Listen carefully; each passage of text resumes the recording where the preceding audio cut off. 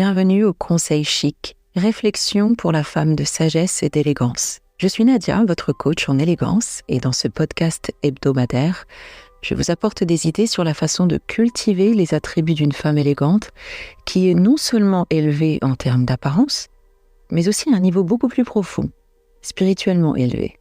Vous trouverez des références bibliques ainsi que d'autres sources de sagesse. Que vous soyez débutante ou avancée dans votre voyage vers la version la plus élégante de vous-même, une apprentie curieuse ou simplement à la recherche d'inspiration pour un état d'esprit élégant, vous êtes au bon endroit. Alors servez-vous une bonne tasse de votre boisson préférée, asseyez-vous et suivez-moi dans ce voyage de découverte et de croissance.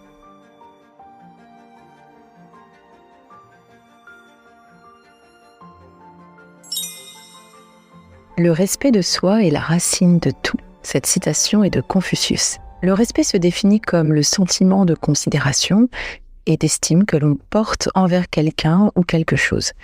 Il implique la reconnaissance de la valeur et de la dignité de l'autre. Ces synonymes peuvent être déférence, honneur, révérence et considération. Ces opposés, quant à eux, peuvent être le mépris, l'irrespect, l'insolence et la désobligeance. Lorsque j'ai décidé de parler du respect, je ne m'imaginais pas ne pas parler du respect envers soi, parce que je trouve que l'un ne va pas sans l'autre. Quelqu'un qui ne se respecte pas aura du mal à respecter les autres, et quelqu'un qui ne respecte pas les autres reflète le niveau de considération qu'il a pour lui-même. Cultiver le respect de soi et des autres dans sa vie, en tant que femme élégante, c'est s'assurer de bonnes relations, parce que le respect engendre la confiance et la bienveillance et favorise les interactions harmonieuses et durables. C'est aussi renforcer sa confiance en soi, bien qu'il faille avoir un minimum confiance en soi pour insuffler du respect, se respecter et se faire respecter par les autres. Cela nourrit aussi notre sentiment de valeur et d'estime de nous-mêmes. Ça fonctionne comme une boucle. J'ai confiance en moi, donc je me respecte, donc je respecte l'autre, et en respectant, j'augmente ma confiance en moi, et ainsi de suite.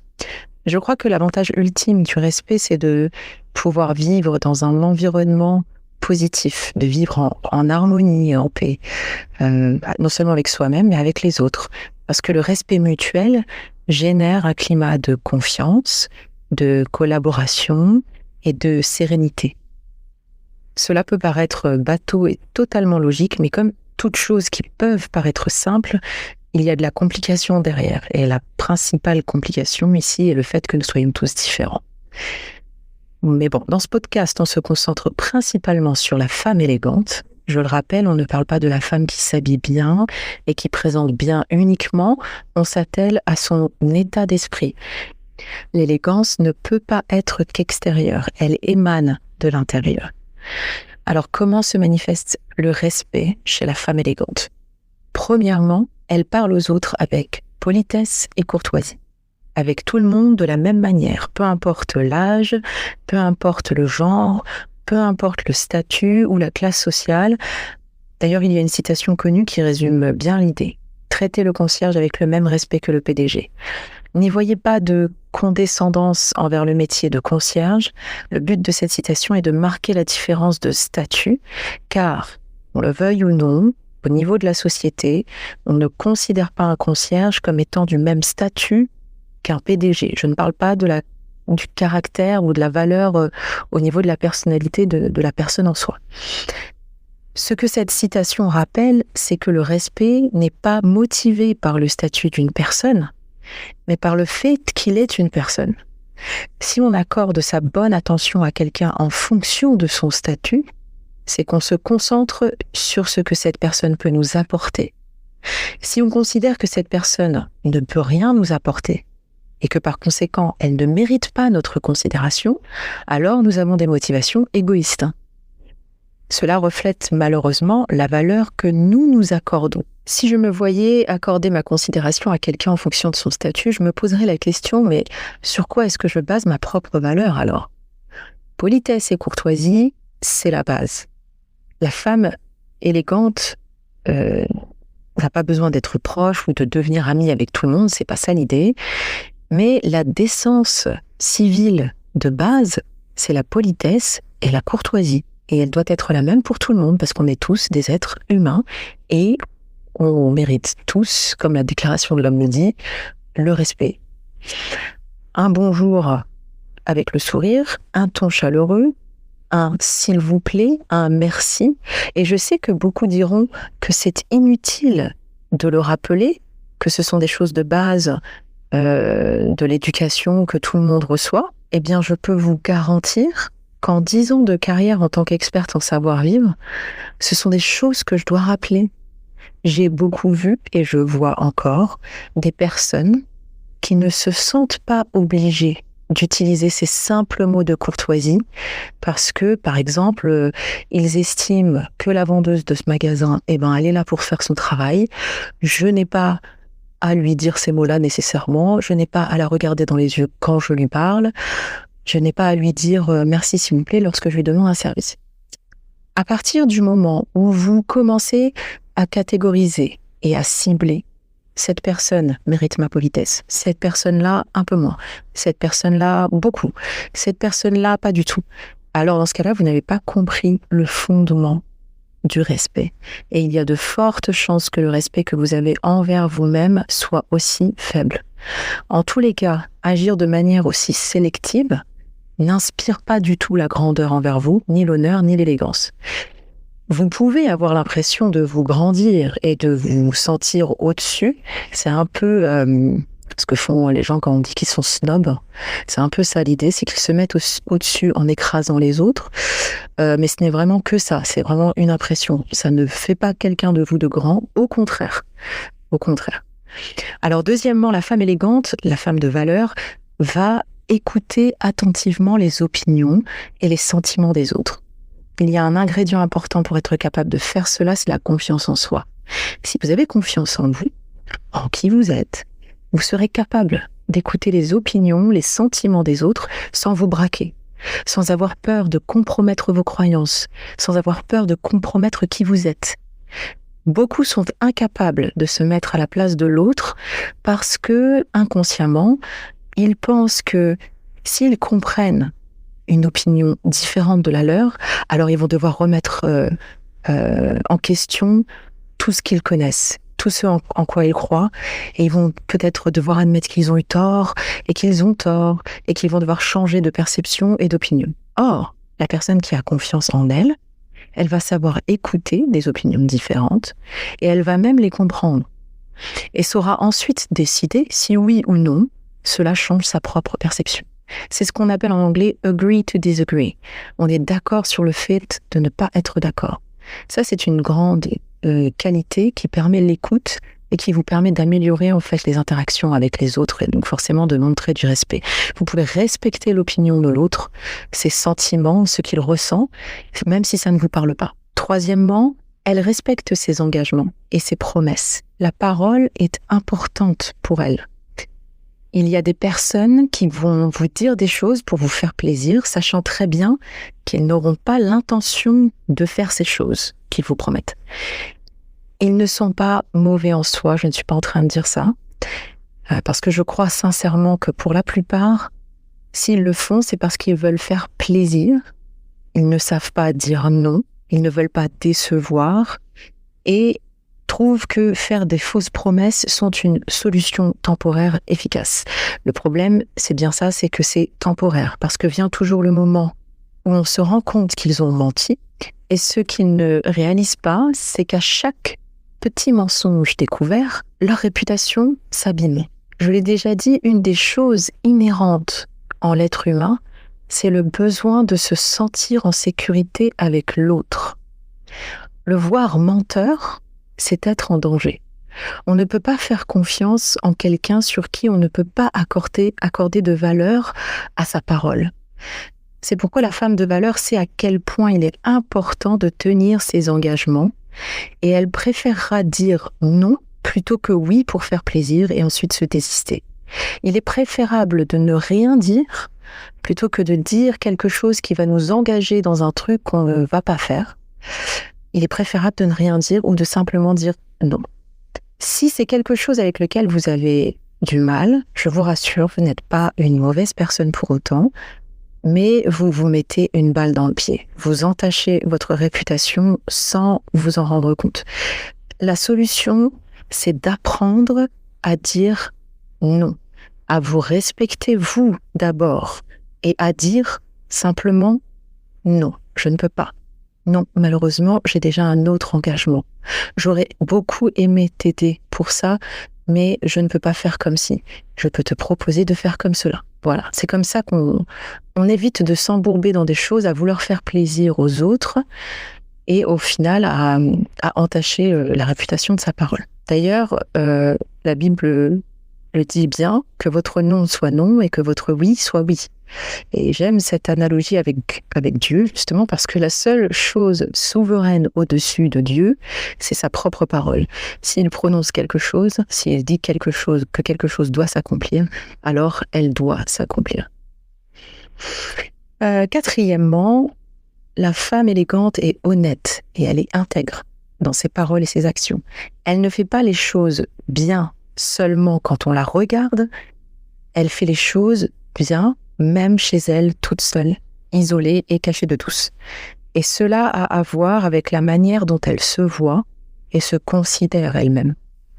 Là, nous touchons vraiment au respect de soi. Si je sais que je suis une femme de valeur et que je suis confrontée à une situation qui peut ébranler mes principes, je ne vais pas agir en fonction de si on me voit ou non. Je vais agir en fonction de est-ce vraiment le comportement de la femme de valeur que je suis ou que je veux devenir? Est-ce que cette action ou cette parole est en adéquation avec mes principes, avec mon caractère, avec ma personnalité? En raisonnant comme cela, on construit son sens de l'honneur. Et en amont, sa confiance en soi. On devient de plus en plus inébranlable, puisque même si quelqu'un un jour vient vous faire face avec des calomnies, par exemple, ça arrive à plein de personnes, eh bien, vous saurez rester calme. Vous serez sereine et sûre de vous, parce que vous savez que vous êtes juste dans vos actions, peu importe l'heure, l'endroit, la visibilité, peu importe si quelqu'un vous a vu ou non, vous connaissez votre niveau d'intégrité. Vous n'avez rien à vous reprocher. Et même s'il s'avère qu'une action fut une erreur, vous savez en votre âme et conscience qu'il ne s'agit que d'une erreur et que vos intentions furent toujours les meilleures. 5e manière pour la femme élégante de manifester le respect et le respect de soi, elle s'habille de manière appropriée aux situations et au contexte. Elle ne se néglige pas. Notez que je ne dis pas qu'elle est sur son 31. Une femme élégante peut être élégante, même décontractée. Pour être élégante, il faut 1. Avoir une hygiène impeccable, laver, coiffer, les ongles propres. Et 2.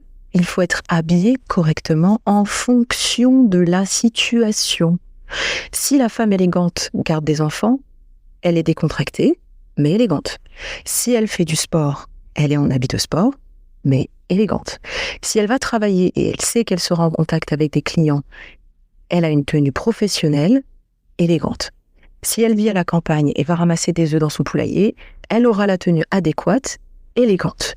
Si elle déjeune avec des amis, elle sera chic, décontractée, toujours élégante. Vous voyez, avoir le style élégant, c'est effectivement travailler ce style pour exprimer qui on est, c'est choisir des habits de qualité, c'est l'opposé du vulgaire, mais c'est aussi savoir jongler entre les différentes activités dans lesquelles nous sommes engagés au quotidien. Je le dis souvent à mes clientes, il ne s'agit pas de porter un smoking au travail ou une robe de cocktail, ce n'est pas ça l'élégance. C'est un peu comme l'éloquence finalement. L'éloquence, ce n'est pas des grands mots savants, balancés à tort et à travers. C'est la capacité à choisir les mots justes, adaptés à l'audience pour que le message soit délivré le plus fidèlement possible. Être élégant, c'est exprimer la beauté de votre âme en sachant agencer les vêtements en fonction des endroits, des personnes et des activités. En vous habillant élégamment, vous êtes d'abord fidèle à vous-même, c'est le respect de soi, parce que vous voulez refléter ces valeurs qui sont les vôtres, et vous êtes aussi respectueuse des autres, parce qu'ils méritent de voir ces belles valeurs que vous voulez partager avec eux.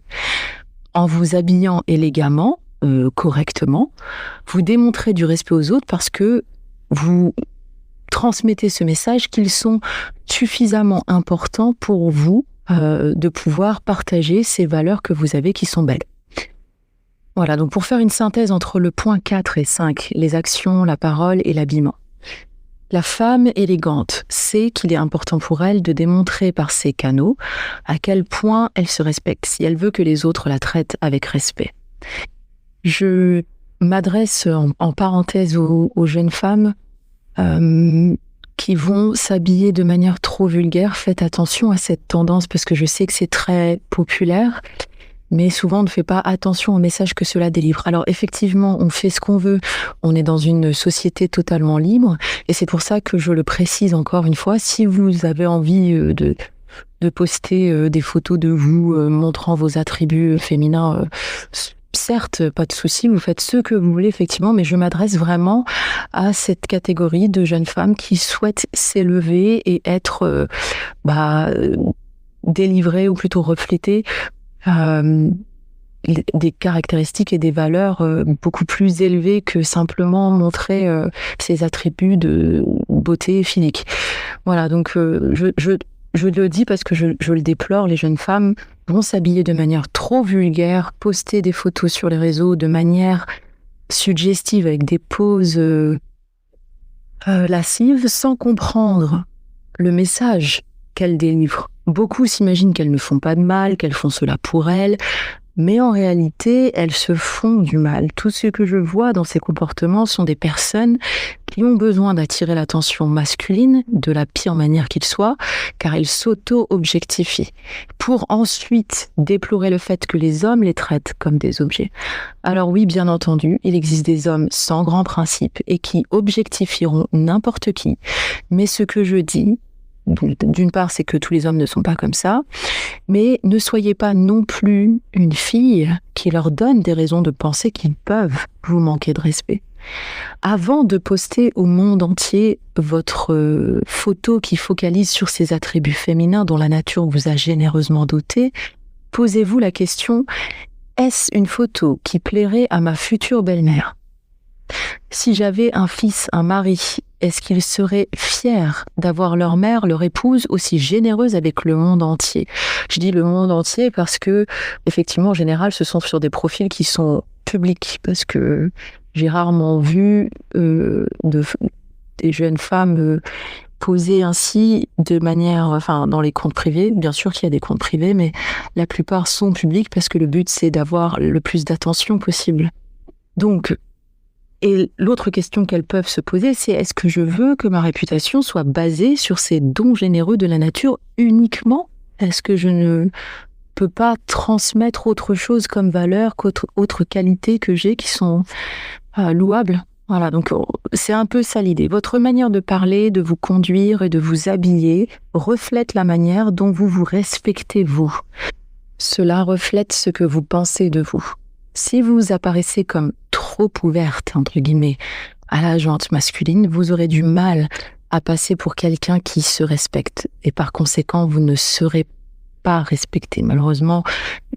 Ou alors, il y a vraiment très peu de chances que cela arrive. Voilà, donc maintenant qu'on voit un peu à quoi ressemble le respect envers soi et envers les autres, en tant que femme élégante, on va soulever quelques points qui sont nécessaires pour cultiver ce respect. Soyez d'abord consciente de votre valeur et de votre dignité. Si vous ne voyez pas à quel point ou pourquoi vous valez la peine de recevoir du respect, vous ne pourrez ni vous en donner, ni en donner. Commencez par définir vos valeurs. Rappelez-vous de la liste des valeurs partagées dans l'épisode sur la confiance en soi.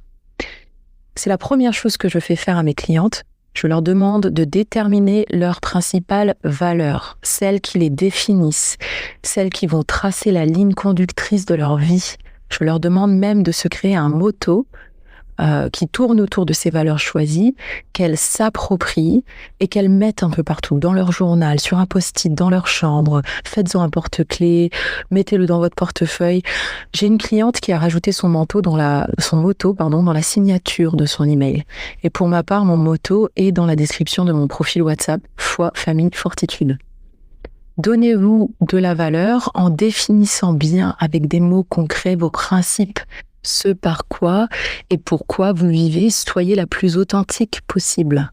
Cela doit vraiment refléter qui vous êtes et comment vous voulez être perçu.